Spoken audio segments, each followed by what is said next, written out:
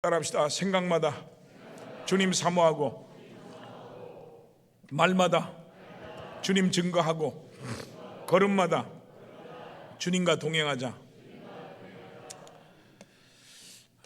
성경을 읽다 보면 이 철 따라 주는 교훈이 많이 있지만, 이 날씨가 추워지는 겨울이 다가오면 겨울 전에 어서 오라는 이 사도 바울이 사랑하는 디모데에게 보낸 이 말씀이 더욱 생각이 납니다.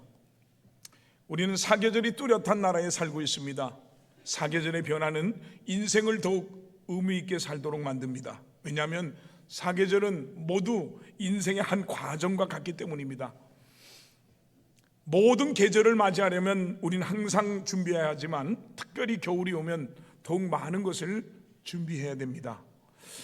봄은 씨를 뿌리고 꽃이 피는 계절입니다. 아름답습니다. 봄은 인생의 소년 시절과 같습니다. 여름은 입이 무성한 성장의 계절입니다. 그러기에 꿈을 키우고 활동이 왕성한 청장년 시절입니다. 가을은 결실의 계절입니다. 가을은 인생의 노년 시절입니다. 열매를 찾는 때요, 만물이 모두 결산하는 때입니다. 겨울은 인생의 종말입니다. 죽음입니다. 마지막입니다. 겨울은 춥습니다. 낙엽이 집니다. 살벌합니다. 인생의 죽음이 그렇습니다. 봄, 여름, 가을은 생명의 아름다움이 있고 신비가 있습니다. 그러나 겨울은 그렇지 않습니다. 겨울은 생명의 숨결이 사라지고 앙상한 자연 위에 하늘의 눈이 내려서 대지를 덮어줄 때 아름답습니다. 이와 같이 인생의 겨울이 올 때 앙상한 나무 같은 우리 인생의 허물과 죄악의 과거 위에 믿음으로 의롭다 하시는 하나님의 크신 사랑으로 덮어줄 때 아름다움이 있는 것입니다. 여러분, 1년 사계절은 순서가 있고 질서정연하게 오고갑니다. 봄이 지나면 반드시 여름이 오고, 여름이 지나면 가을이 왔습니다. 그러나 인생은 그렇지 못합니다. 여기에 인생의 아쉬움이 있습니다. 어떤 사람은 인생을 사계절 지나가듯 살다 가는 분도 있지만, 어떤 분은 가을이 오기 전에 인생의 겨울을 만난 분도 있습니다. 사랑하는 성도 여러분, 날 때는 순서가 있어서 할아버지, 할머니, 아버지, 어머니, 또 형님, 누나 순서가 있지만 죽을 때는 순서가 없습니다. 한 가지 분명한 것은 어떤 인생도 반드시 겨울이 다가온다는 것입니다. 그러므로 인생은 누구든지 언제나 언제 휘몰아쳐 올지 모르는 인생의 겨울을 준비하는 지혜로운 삶을 살아야 됩니다. 세번역 성경 전도서 12장 1절로 4절에 보면, 젊을 때 너는 하나님의 창조주를 기억하라. 고생스러운 날들이 오고 사는 것이 즐겁지 않다고 할 나이가 되기 전에, 해와 빛과 달과 별들이 어두워지기 전에, 먹구름이 곧 비를 몰고 오기 전에 그렇게 해라. 그때가 되면 너를 보호하는 발이 떨리고 정정하던 두 다리가 약해지고 이는 빠져서 씹지도 못하고 눈은 침침해져서 보는 것마저 힘겹고 귀는 먹어서 바깥에서 나는 소리도 못 듣고 맷돌질하는 소리도 희미해지고 새들이 지저귀는 소리도 하나도 들리지 않을 것이다 라고 했습니다. 오래전에 제가 개척 초기에 서울서 큰 사업을 하다가 부두를 맞고 충격을 받아서 중풍에 걸려서 망해서 여기 인천 주안으로 이사와서 반지하방에 살면서 부인이 우리에게 출석을 몇 달간 했습니다. 그런데 그분이 매우 건강이 좋지 않아서 신방을 갔습니다. 그분의 말로는 자기가 가진 병이 5가지도 넘는답니다. 다리는 중풍으로 제대로 걸을 수가 없고요, 사업보다 술을 과음한 탓으로 간이 나빠지고 콩팥이 나빠지고 위가 나빠지고 고혈압도 있답니다. 결국 교만하여 제멋대로 살다가 사업은 부도가 나고 몸은 병들었다는 것입니다. 그런데요, 그분의 소원은 건강해서 자기 발로 걸어서 교회 나가서 예배를 참석해 보는 것이 소원이랍니다. 그리고 하는 말이, 자기 아버지는 장로님이신데 86세까지 건강하게 장로로 충성봉사를 하셨다는 겁니다. 자신은 사업 핑계로 물려받은 이 아름다운 신앙의 유산을 지키지 못하고 60이 되고서야 교회를 나가기 시작했다고 합니다. 그분의 간절한 소원이었던 교회 출석은 끝내 이루어지지 않았습니다. 병이 더 악화돼서 서울 아들집으로 가서 세상을 떠났습니다. 여러분, 인생의 겨울은 누구에게나 부지불식간에 찾아옵니다. 계절의 겨울은 가을이 지나면 오는 것을 알지만 인생의 겨울은 나도 모르게 옵니다. 오늘 본문에서 사도 바울은 인생의 겨울을 준비하고 있습니다. 사도 바울은 차지단 로마 감옥에서 디모데에게 이렇게 편지를 씁니다.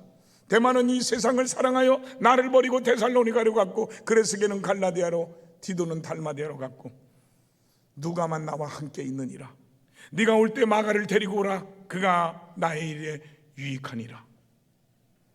사도 바울이 오랫동안 전도여행을 하면서 만났던 수많은 사람들 중에 처음에는 열심히 주의 일하는 것 같았는데 결국은 다 떠나가 버리고 몇 사람만 남게 됐습니다. 데마라는 사람은 지난 시간에도 말씀드렸지만 원래 사도 바울의 충성스러운 동역자로, 사도 바울이 옥중 서신을 기록할 때 사도 바울과 같이 있었는데 사도 바울의 옥중 생활이 길어지다 견디지 못하고 세상을 사랑해서 떠나갔습니다. 데마는 이 세상을 사랑했기에 사도 바울만 버린 것이 아니라 주님을 향한 믿음과 신앙마저 버린 것입니다. 그러나 누가는 끝까지 같이 있었습니다. 성경에 보니까 사도 바울은 사랑하는 의사 누가라고 기록하고 있습니다. 여러분, 믿음 생활 속에서 주의 종으로부터 사랑받는 사람이 된다는 것은 은혜요 축복인 줄 믿습니다. 또한 사도 바울은 누가를 부를 때 나와 함께라고 말했습니다. 이와 같이 누가는 사도 바울의 신실한 친구여 동역자로 늘 함께하며 동행하며 고난을 같이 했습니다. 여기 마가는 오순절날 성령 강림한 마가의 다락방 주인입니다. 그는 어려서부터 예수님을 믿었고 마가복음을 기록한 저자입니다. 그런데 사도 바울이 제1차 전도여행을 떠날 때 따라갔다가 너무 힘들어서 중도에 동행하는 것을 포기하고 고향으로 집으로 돌아갔습니다. 그때 사도 바울은 몹시 섭섭했습니다. 그래서 제2차 전도여행을 떠나야 할 때 복음의 동역자인 바나바가 모두 용서하고 데려가자고 간곡히 부탁했고, 마가도 다시 찾아와서 동행할 것을 간곡히 부탁했지만 끝내 허락치 않고 거절해버렸습니다. 이로 인해 두 사람이 서로 마음이 맞지 않아서 헤어져서 전도하기로 하고, 바나바는 생질인 마가를 데리고 가고 바울은 실라를 데리고 전도여행을 떠났습니다. 마가는 한 번의 실수로 큰 교훈을 삼고 더 열심히 복음을 전하며 전도하였고 베드로 사도의 통역관으로 로마에까지 갔다고 합니다. 사도 바울은 마가가 이렇게 열심히 주의 복음을 위해서 일하고 있다는 소식을 듣게 됐습니다. 그래서 이제 이 추운 겨울이 다가오기에, 그리고 죽음이 임박했음을 직감하고 이 마가를 용서하지 못했던 일들이 이 몹시 마음에 걸려서 괴로워서 이 마가를 데리고 오라고 말하고 있는 것입니다. 다 용서했다는 겁니다. 그래서 이제 이 마가를 데리고 오라는 겁니다. 그가 나의 일에 유익하다는 것입니다. 베드로전서 4장 8절은 이렇게 말합니다. 무엇보다도 뜨겁게 서로 사랑할지니 사랑은 허다한 죄를 덮느니라. 사랑하는 성도 여러분 인생의 겨울이 오기 전에 꼭 만나야 될 사람이 누굽니까? 여러분이 인생의 겨울이 오기 전에 꼭 용서해야 될 사람이 누굽니까? 여러분은 인생의 겨울이 오기 전에 꼭 찾아가서 용서하고 화해하고 사랑해야 될 사람이 누굽니까? 오늘 곰곰이 생각해보는 기회가 되기를 주님의 이름으로 축원합니다. 오늘 본문에 보면 사도 바울이 사랑하는 디모데에게 겨울 전에 너는 어서 속히 내게로 오라고 부탁하고 있습니다. 사도 바울은 자기에게 인생의 겨울이 닥쳐오고 있음을 알았습니다. 그래서 인생의 겨울을 준비하고 있는 것입니다. 그는 죽음을 예감하고 이렇게 고백합니다. 전제와 같이 내가 벌써 부어지고 나의 떠날 시각이 가까웠도다. 나는 선한 싸움을 싸우고 나의 달려갈 길을 마치고 믿음을 지켰으니 이제 후르는 나를 위하여 의의 면류관을 예비됐으므로 주곧 의로우신 재판장이 그날에 내게 주실 것이다 라고 했습니다. 사도 바울이 로마 옥중에서 인생의 겨울을 맞이한 것입니다. 죽음을 예측한 사도 바울은 죽기 전에 사랑하는 믿음의 아들 디모데를 만나보고 싶었습니다. 루스드라에서 만난 이후 사도 바울에게는 잠시도 잊을 수 없는 믿음의 아들이요 사랑하는 동역자였습니다. 여러분, 누구든지 죽음이 다가오면 사랑하는 사람을 보고 싶어하는 것은 당연한 일입니다. 겨울 전에 너는 어서 속히 내게로 오라. 속히 오라는 겁니다. 자기가 순교할 때가 얼마 남지 않은 초조함도 있었지만, 그러나 무엇보다도 겨울이 되면 지중해 항해 사정이 좋지 않으니 겨울 전에 오라는 것입니다. 이 지중해는 겨울이 오면 바닷물이 얼어붙어서 항해할 수가 없기 때문입니다. 그러므로 사도 바울은 인생의 차가운 겨울이 오기 전에 찾아와 달라고 호소합니다. 오늘 본문 9절에 보니까 너는 어서 속히 내게로 오라고 했습니다. 사도 바울에게는 주위에 있는 모든 사람들이 다 떠나버리고 혼자 겪는 외로움이 더욱더 그를 죽게 만들었습니다. 그리고 사랑하는 디모데가 더욱 그리워진 겁니다. 사도 바울이 디모데에게 겨울이 되기 전에 찾아와 달라고 부탁하는 겁니다. 지금 사도 바울의 처지는 지극히 어려운 상태였습니다. 사도 바울은 로마 옥중에서 디모데의 도움을 요청하고 있습니다. 디모데가 사도 바울의 편지를 받고 즉시 갔을 것으로 믿지만, 만약 다른 이유로 미루다가 겨울 전에 못 가고 다음에 봄에 로마로 갔다고 생각해 보십시오. 이미 지난 겨울에 사형을 당했다고 들었다면 얼마나 비통했겠습니까? 여러분, 지금 우리 주변에는 우리들의 사랑을 갈구하는 우리들의 부모, 형제, 친구, 이웃들이 있습니다. 어려운 사정을 요청하는 음성이 있습니다. 여러분, 몇 번이나 이 음성에 귀를 기울여 보셨습니까? 그리고 몇 번이나 겨울 전에 가보셨습니까? 현대어 성경 요한복음 4장 35절에 보니까 주위를 둘러보라. 인간의 영혼의 각막한 밭은 우리 주위에서 이미 누렇게 익어 이제 거둬들일 때가 되었도다 라고 했습니다. 인생의 겨울이 오기 전에 찾아가 봅시다. 지금 우리는 겨울 전에 어서 와달라고 부르는 이웃들의 음성을 들어야 됩니다. 우리의 생명이 영영 꺼지기 전에 나를 찾아와 주세요라는 신음소리가 우리 가까운 이웃들에게서 들려오지 않습니까? 지금 겨울 전에 어서 속히 오라는 음성은 복음 없이 죽어가는 수많은 영혼들의 울부짖음입니다. 저 지옥에서 내 형제에게 이 무서운 심판의 겨울이 오기 전에 복음을 전해달라고 호소하고 있습니다. 여러분, 부자와 나사로는 같은 날 같은 시간에 죽었습니다. 한 사람은 지옥으로 갔고 한 사람은 천국으로 갔습니다. 부자는 지옥에서 몸부림을 치면서 아버지 아브라함이여 구하노니 나사로를 내 아버지 집으로 보내소서. 내 형제 다섯이 있는데 저희에게 복음을 전하게 해서 그들이 이 고통받는 지옥에 오지 않게 하소서라고 호소했습니다.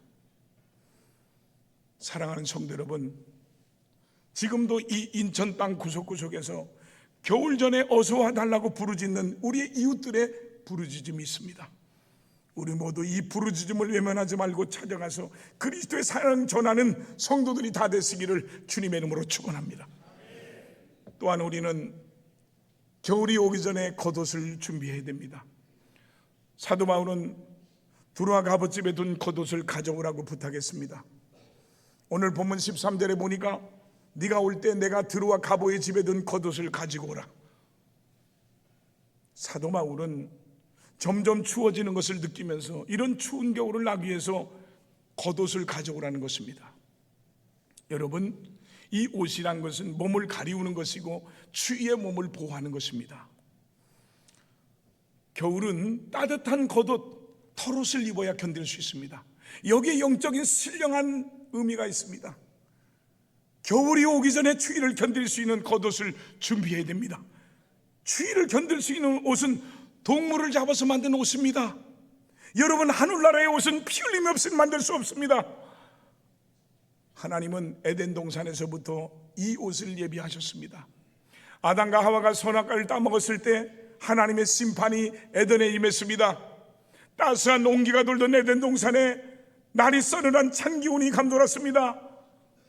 창세기 3장 7절로 8절에 보니까 이에 그의 눈이 밝아져서 자기들이 벗은 줄 알고 무화과나무 잎에 잎을 엮어 치마로 삼았더라.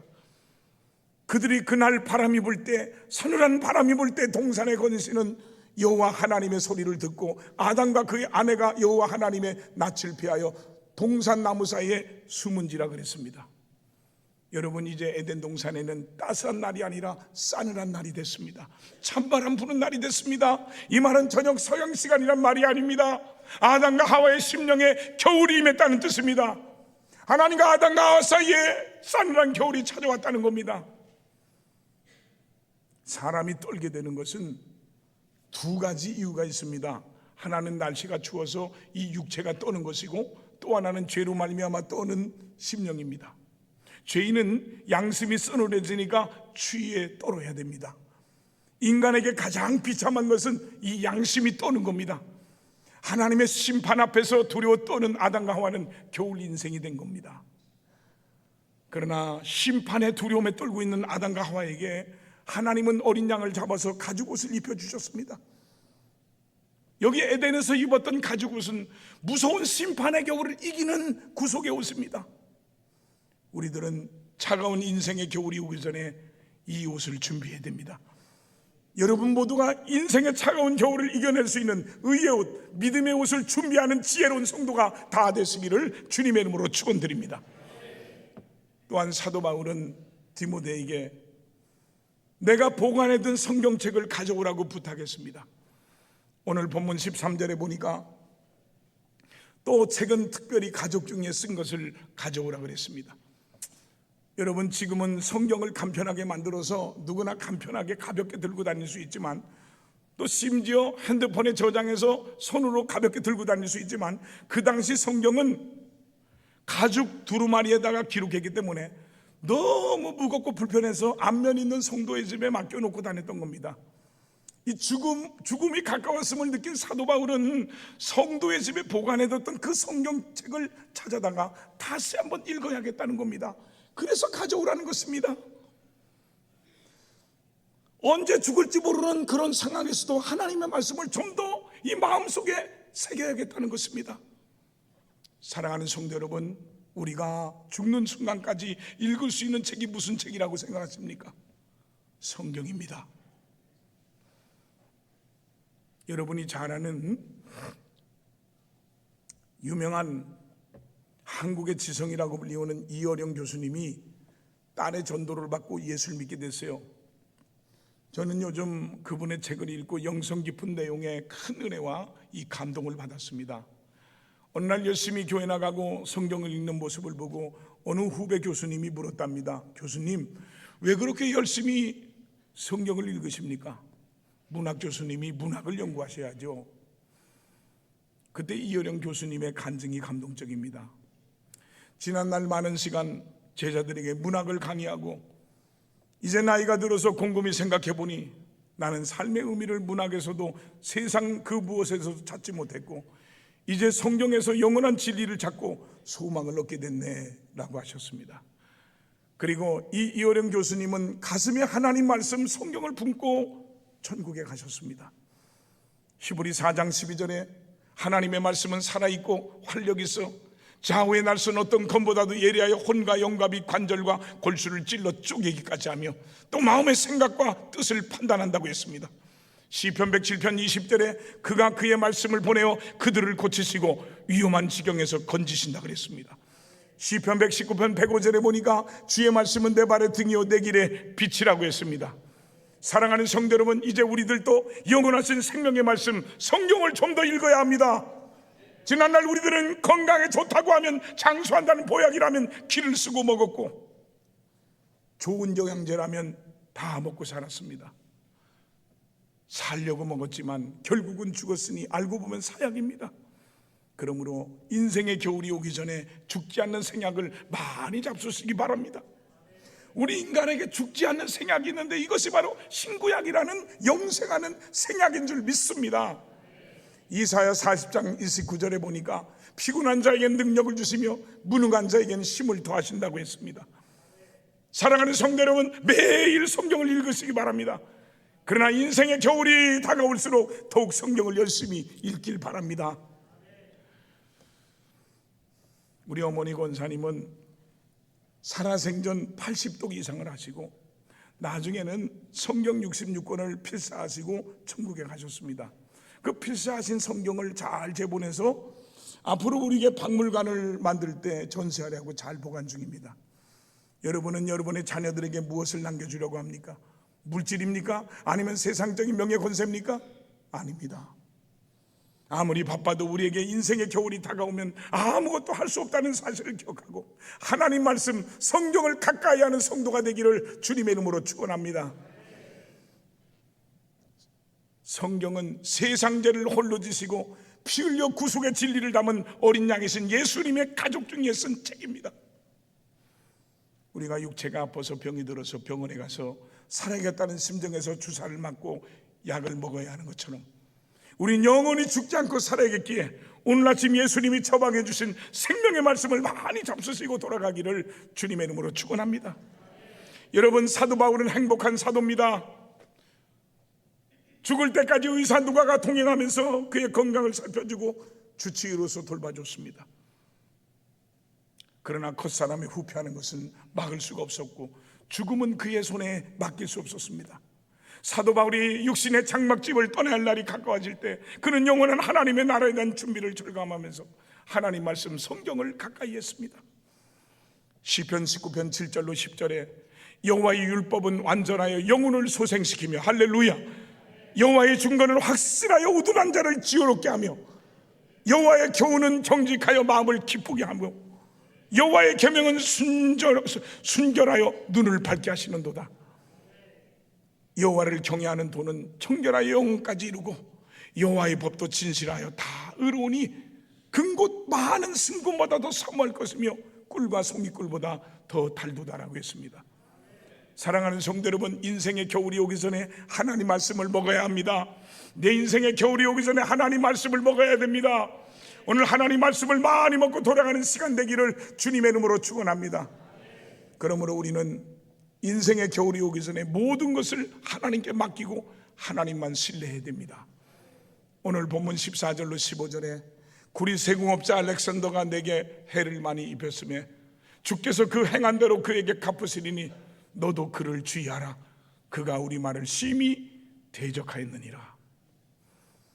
여기 구리 세궁업자란 지난 시간에도 말씀드렸지만 구리로 무늬를 새겨서 우상을 만드는 것을 말하는데요, 이 우상을 만들어서 장사하던 사람들이 이 사도 바울 때문에 장사를 하는데 큰 손해를 본다고 바울을 고통스럽게 하고 괴롭게 했습니다.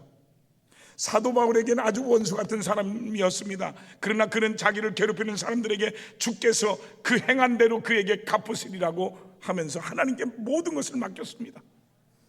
여러분, 내가 더 이상 미워할 필요가 없습니다. 어떤 분은 한이 맺혀 죽을 때 눈을 감지 못하고 눈 뜨고 죽는다고 합니다. 그럴 필요 없습니다. 미련 없이 가야 됩니다.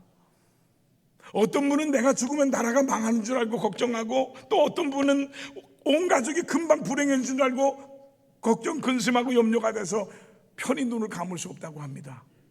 이는 하나님을 불신하는 것입니다.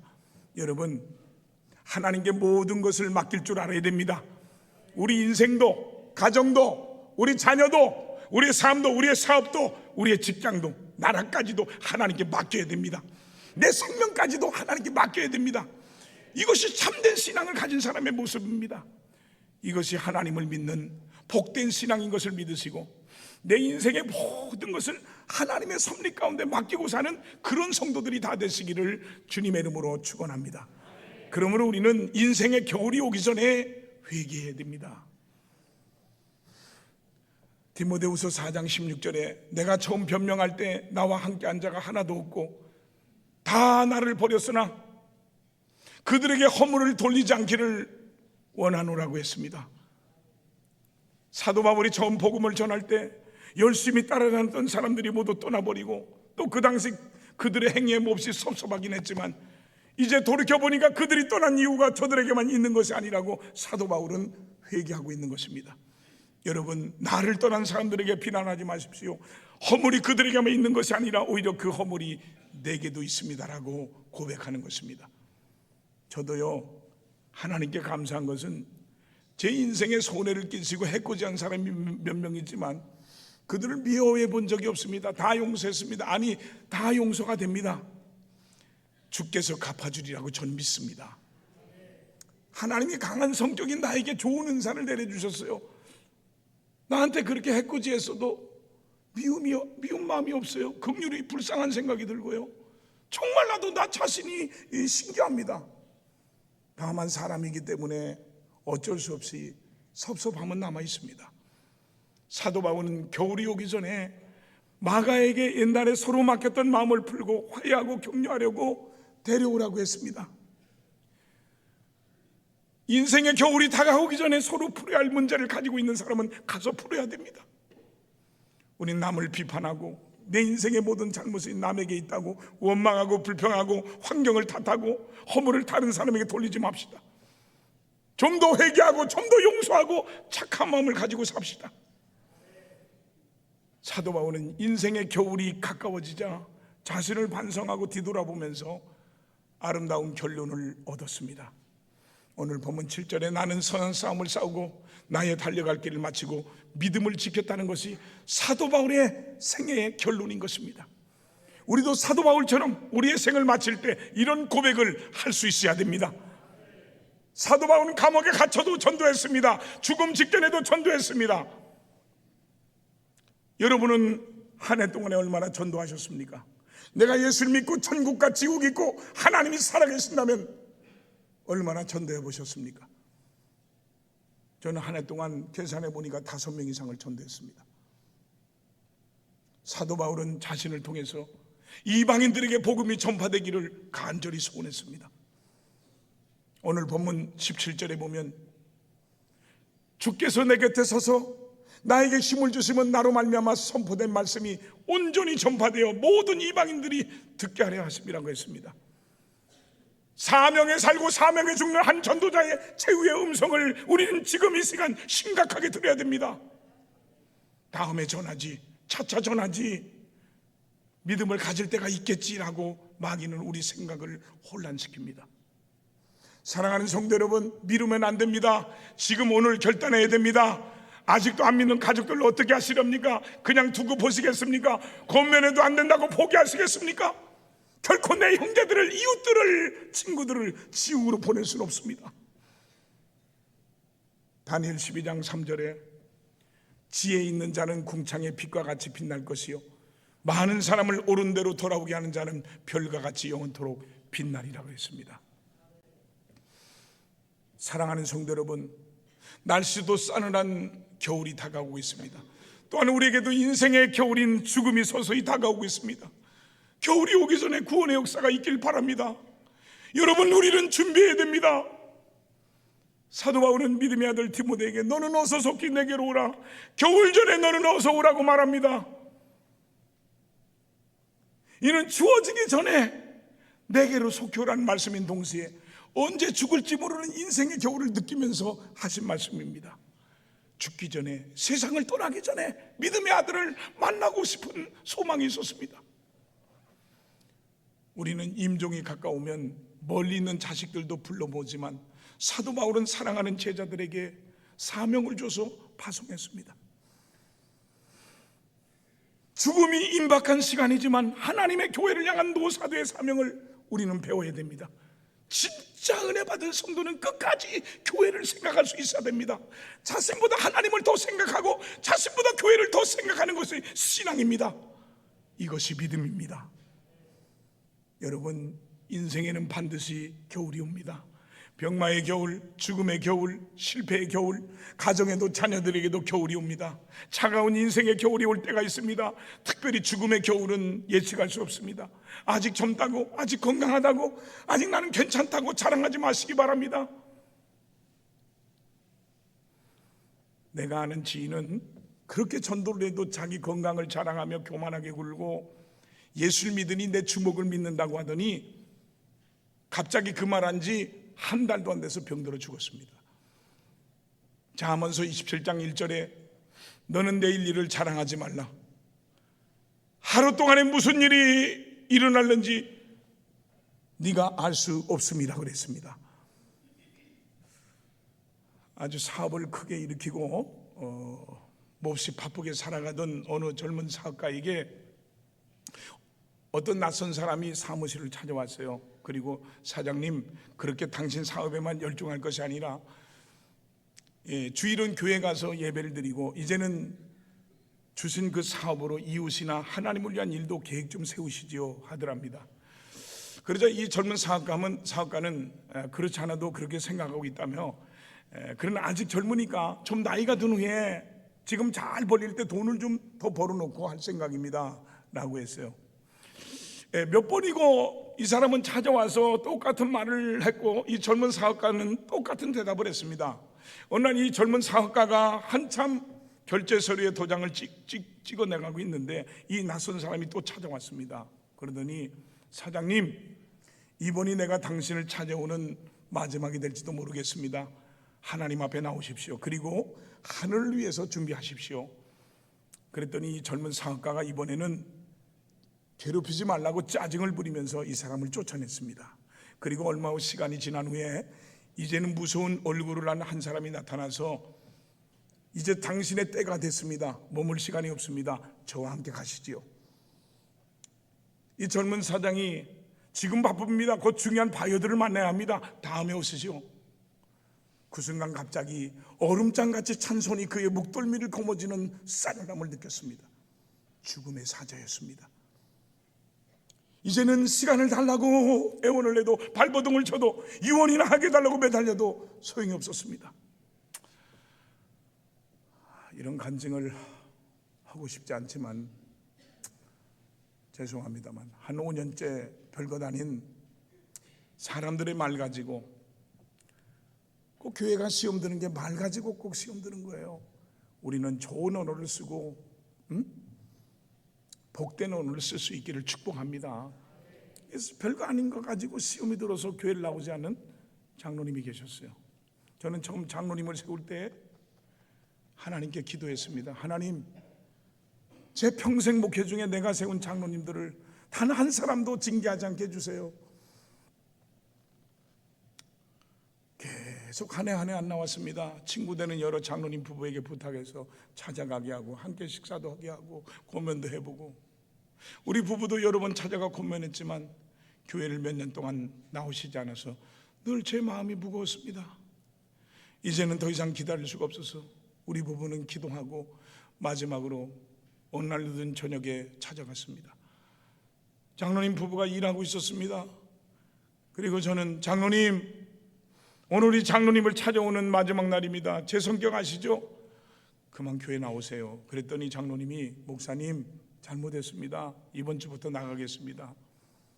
그래서 내가 장로님 보고 장로님 아무 걱정하지 마시고 오래간만에 나오면 서먹서먹하잖아요. 그냥 나오시면 제가 장로님들에게 잘 말해놓겠습니다.